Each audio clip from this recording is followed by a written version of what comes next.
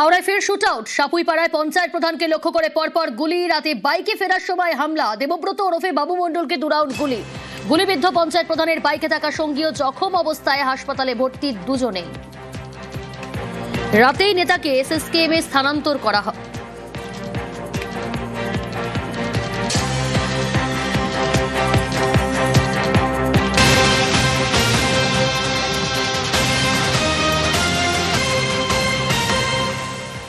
কিন্তু প্রশ্ন এখান থেকেই উঠছে, কি কারণে গুলি, কে বা কারা গুলি চালালো। এখনো পর্যন্ত যে খবর পাওয়া যাচ্ছে, পঞ্চায়েত প্রধানকে গুলিতে অনুমান করছে পুলিশ যে শুট আউটের ঘটনায় অভিযুক্ত সুমন চৌধুরী। কিন্তু কে সুমন চৌধুরী জানার চেষ্টা করব। সান্নিক রয়েছে সরাসরি আমার সঙ্গে। সান্নিক, কে সুমন চৌধুরী, কি কারণে গুলি চলার কারণ কি?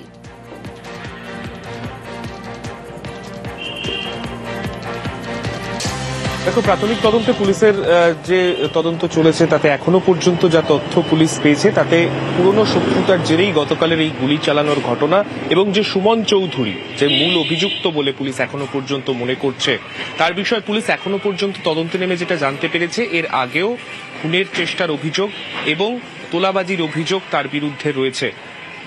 এর আগে সে জেলও খেটেছে, তেমনটাই কিন্তু পুলিশ সূত্রে খবর। এবং এই গোটা বিষয় নিয়ে পুলিশের তদন্তের কারণে এর আগেও কিন্তু সুমন চৌধুরী জেল খেটেছে এবং সেখান থেকে বেলে কিছুদিন আগেই সে বাইরে বেরোয় এবং তারপর থেকেই এই বাবু মণ্ডলকে ওপরে হামলা চালানোর জন্য সে বিভিন্ন রকম ভাবে ছক কষছিল, তেমনটাই পুলিশ সূত্রে প্রাথমিক অনুমান।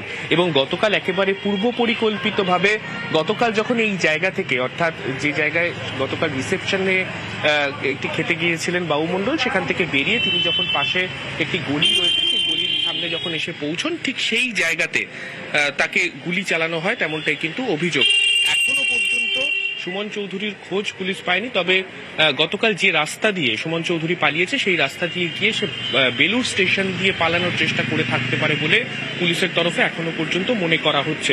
গোটা এলাকায় যে সিসি ফুটেজগুলো রয়েছে সেই সিসি ক্যামেরা ফুটেজগুলো পুলিশ আপাতত খতিয়ে দেখছে। সুমন চৌধুরী একা নাকি সঙ্গে আরো কেউ ছিল সেই বিষয়টাও পুলিশ খতিয়ে দেখছে। যেহেতু এর আগেও গুলি চালানোর অভিযোগ তার বিরুদ্ধে রয়েছে এবং বাবু মণ্ডলকেই খুনের চেষ্টা সে এর আগেও করেছে, তাই পুরনো শত্রুতার জেরেই এই গোটা ঘটনা ঘটানো হয়ে থাকতে পারে বলে পুলিশ আপাততভাবে মনে করছে।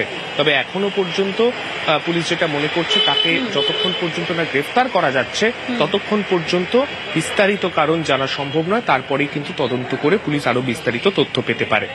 বেশ, প্রত্যক্ষদর্শীরা এবং পুলিশ কি জানাচ্ছে শোনাই আপনাদের। আমাদের একটা বিয়ে বাড়ির রিসেপশন ছিল, আমরা একসঙ্গে খাওয়া দাওয়া করে বেরোচ্ছিলাম। সেই সময় আমাদের প্রধান সাহেব বললেন যে ঠিক আছে গাড়িটা বার কর। মোটা শিবতলা বলে একটা জায়গা রয়েছে, সেখানে আমার গাড়িটা পার্কিং করা ছিল। বেরিয়ে এসে ততক্ষণে দাদাকে গুলি করে দিয়েছি। বাঁ হাতে দেখে পুরো রক্ত, সাদা জামা পড়েছিল, পুরো রক্ত লেগে রয়েছে। তাতে করে হসপিটালে নিয়েছে। ততক্ষণ টোটো উঠে আমরা হসপিটালের দিকে চলে এসেছি। দুজনের গুলি লেগেছে। ও ওখানেই ছিল, ওখানে হেঁটেই এসেছিল। এলো পাতারে গুলি চালাইছে একজন ছিল। এবার তার সঙ্গে কেউ ছিল কিনা সেটা আমরা ঠিক বলতে পারছি। আমাদের সঙ্গে যে 6-7 জন ছিল, 6-7 জনের মধ্যে আমরা 2 জন গাড়ি আনতে গেছিলাম। বাকি সব শোনা যাচ্ছে বাসু বলে কেউ আছে, সে আমি চিনি না, বাসু বলে শুনছি যে হেঁটেছিল, এলোপাতারি গুলি চালাচ্ছিল। কি বাইকে করে এসেছিল না কিসে সেটি বলতে, দাদা অসিদ্ধার বাইকে ছিল, একই বাইকে 2 জন ছিল। একটা ঘটনা ঘটেছে সাপুইপাড়ার গ্রাম প্রধান, ওনার উপরে একটা গুলি চলেছে। এখন উনি হসপিটালাইজ হয়েছেন, ওনার ট্রিটমেন্ট শুরু হয়েছে। এরপরে বাকি ইনভেস্টিগেশন করে যে যারা এর মধ্যে ইনভলভ আছে তাদেরকে আমরা ধরা। 2 জনের লেগেছে, একজনের এখানে নিচে লোয়ার অ্যাবডোমিনের দিকে লেগেছে, আর একটা কাঁধে গুলি লেগেছে, আর একটা লোকের হাতে লেগেছে। দেবব্রত মণ্ডল ওরফে বাবুর অবস্থা আশঙ্কাজনক। এসএসকেএম এর ট্রমা কেয়ারে চিকিৎসাধীন। পঞ্চায়েত প্রধানের শরীরে 2টি গুলি বা কনুয়ের নিচে ও কোমরের বাদিকে গুলি। এসএসকেএম এ ভর্তি রয়েছেন পঞ্চায়েত প্রধানের অপারেশন।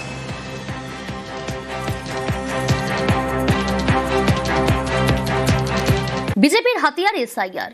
পদ্মের এই এসআইআর থেকে লাভের আশায় কি এবার মতুয়া কাটা? মমতা বন্দ্যোপাধ্যায়ের মতুয়া বার্তায় কি পেঁচে পড়ে গিয়েছে গেরুয়া শিবির? বিজেপির রাজ্য সভাপতির মন্তব্যে এই জল্পনা জোরালো। বিজেপি ছি ছি ছি, বিজেপি লজ্জা লজ্জা লজ্জা। এসআইআর এর নামে এনআরসি করার চক্রান্ত, মানছি না, মানব না। জেনুইন ভোটার বাদ গেলে ছেড়ে কথা বলবো না। কার্ডটা কারা কারা কিনেছেন হাত তুলুন তো 100 টাকা করে। এখানে তো আপনি বাংলাদেশের নাগরিক লিখে দিচ্ছেন, আর লিখে দিচ্ছেন 2002 ম্যাপিং করছেন এসআইআরে আর লিখে সার্টিফিকেটটা দিচ্ছেন 2025 সালে। আপনাদের চিট করছে, প্রতারিত করছে।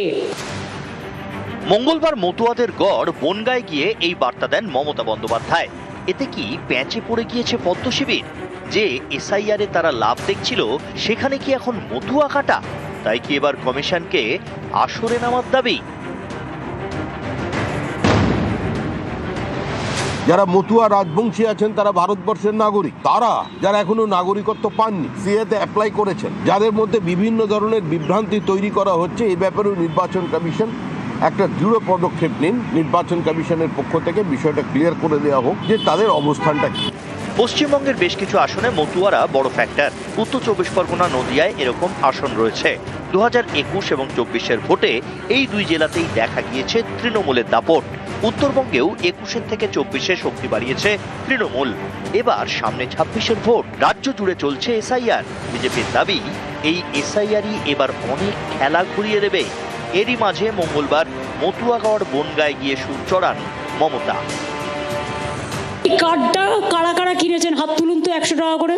এখানে তো আপনি বাংলাদেশের নাগরিক লিখে দিচ্ছেন, আর লিখে দিচ্ছেন 2002 ম্যাপিং করছেন এসআইআরে, আর লিখে সার্টিফিকেটটা দিচ্ছেন 2025 সালে। আপনাদের চিট করছে, প্রতারিত করছে। মমতার এই মতুয়া বার্তাতেই কি প্যাঁচে পড়ে গিয়েছে পদ্ম শিবির? অনেকেরই প্রশ্ন, বিজেপি কি বুঝতে পারছে যে তারা রাজনৈতিকভাবে তৃণমূলের পাল্টা সুর চড়ালেও নাগরিকত্ব, এসআইআর, এনআরসি ইস্যুতে সকল মতুয়ার আস্থা অর্জন করা কঠিন?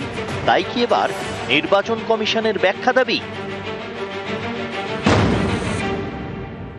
যারা মতুয়া রাজবংশী আছেন তারা ভারতবর্ষের নাগরিক, তারা যারা এখনো নাগরিকত্ব পাননি সিএতে অ্যাপ্লাই করেছেন, যাদের মধ্যে বিভিন্ন ধরনের বিভ্রান্তি তৈরি করা হচ্ছে, এই ব্যাপারেও নির্বাচন কমিশন একটা দৃঢ় পদক্ষেপ নিন। নির্বাচন কমিশনের পক্ষ থেকে বিষয়টা ক্লিয়ার করে দেওয়া হোক যে তাদের অবস্থানটা কি। চাপে পড়ে সমস্তটা গুলিয়ে ফেলেছেন, সাংঘাতিক অবস্থা। কোথায় সিএ একটা ভারতীয় আইন, সেই আইনকে ফুলফিল করা বা ইমপ্লিমেন্ট করার দায়িত্ব কি ইলেকশন কমিশনের? ইলেকশন কমিশন ভোট দেখে। সুপ্রিম কোর্ট কিন্তু এই কথাটা শুনানির সময় মনে করে দিয়েছে। কি বলছে নাগরিকত্ব? তোমাদের এই দায়িত্বটা কবে দেওয়া হলো?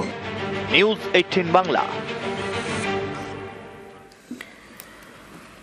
হুগলির ডানকুনি, এখানে মৃতের নাম ভারী এসআইআর এর ফর্ম ফিল আপ, জালে বাংলাদেশি। এসআইআর নিয়ে আরো নানা অভিযোগ।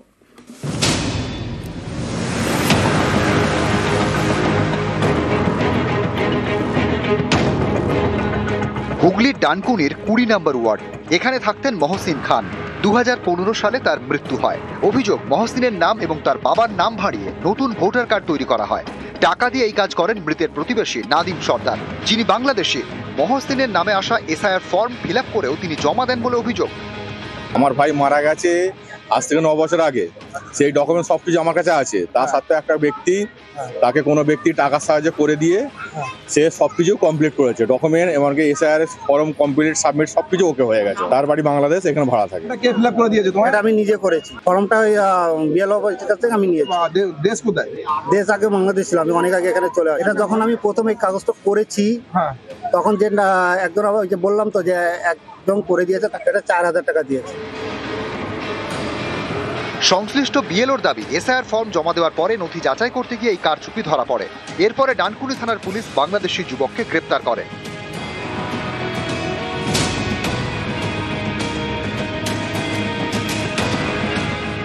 আলিপুরদুয়ারের কুমারগ্রাম, এখানকার বাসিন্দা বছর 55 জীবন দাস। তাঁর দাবি, তিনি এসআইআর ফর্ম পাননি। খোঁজ নিয়ে জানতে পারেন 2025 সালের ভোটার তালিকায় তার নাম বাদ, লেখা ডিলিটেড। আমার বাড়ির বাবার আসছে, আমার মৃত মা 2 বছর যাবৎ মালও আসছে। পরে আমি 2002-এর লিস্ট বাই করলাম, আমার নাম আছে। 2025-এর লিস্ট বাই করে দেখি, তখন আমি বুঝতে পারি আমার ডিলিট করা আছে। বিএলওকে বলছি, বিএলও পরে বলছে যে 6 তারিখে ফর্ম আসবে, এই ফর্মে আবার করতে হবে। তো আপনি এমনি সরকারি সুযোগ সুবিধা এখন পাচ্ছেন? সরকারি সুবিধা তো আমার রেশন ঢুকছে, 19 তারিখে আমার কৃষক নিধি ঢুকছে। আমরা ওদের নামটা তোলার জন্য আমাদের অপশন আছে, আমরা নতুন করে ফর্ম ফিল আপ করে দিয়ে দেবো। যেহেতু এবার মানে নতুন বিএলও, আগে অন্য কেউ কোথায় আমার যে এক্সিকিউটিভ আছে অঞ্চলে, ওনার সঙ্গে কথা হয়েছে, জীবনদার সঙ্গেও ওনার নীতিদার কথা হয়ে গেছে।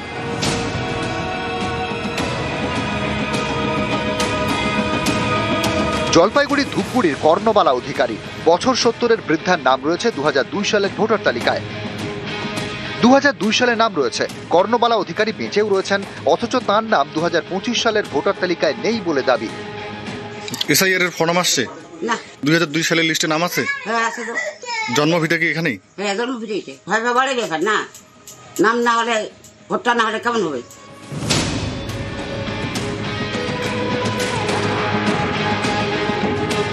আমি সরকারি কর্মচারী, রিটায়ার্ডের পরেও ভোট দিয়ে আসছি। 2002 সালে আমার কোনো নাম নেই, কারণ আমার 1995 সালেও আমার নাম আছে, 2025-এও নাম আছে আমার। চিন্তা তো একটা আছে, যেহেতু 2002 তালিকায় নাম নাই, তার জন্য তো চিন্তা কাজ করতে গেছি।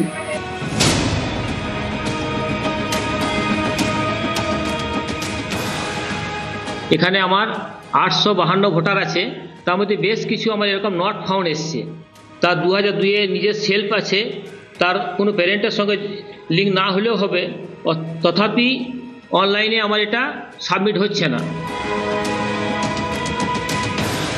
1995 সাল থেকে ভোট দিয়ে আসছি, 1924 সালে, এই 2024-এও ভোট নিয়েছি আমি এখন, তারপরেও আমার এই কার্ড জমা হচ্ছে না, ফর্ম।